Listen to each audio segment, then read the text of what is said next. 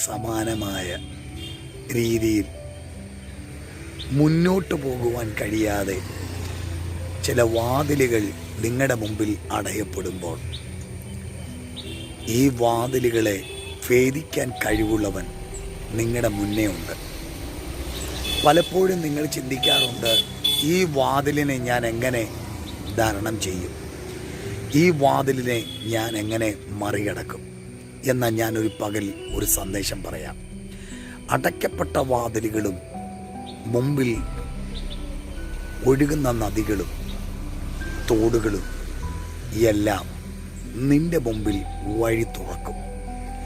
അത് ചെങ്കടലായാലും നിന്റെ മുമ്പിലെ കാരാഗ്രഹത്തിൻ്റെ ഇരുമ്പഴികളായാലും അതിൻ്റെ മുന്നിൽ ഒരു വഴിയുണ്ട്.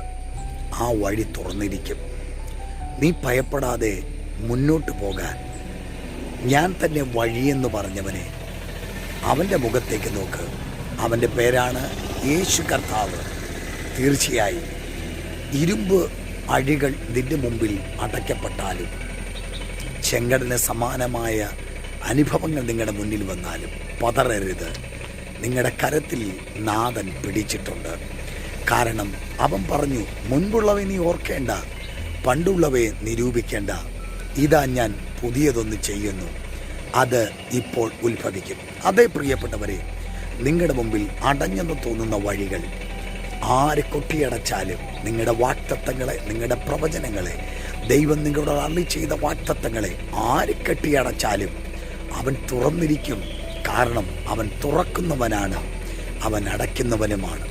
ധൈര്യമായിരിക്കുക. ഇന്നത്തെ പ്രഭാതത്തിൽ ചില വാതിലുകൾ, അടഞ്ഞ വാതിലുകൾ ദൈവം നിങ്ങൾക്ക് വേണ്ടി തുറക്കാൻ ആഗ്രഹിക്കുന്നു.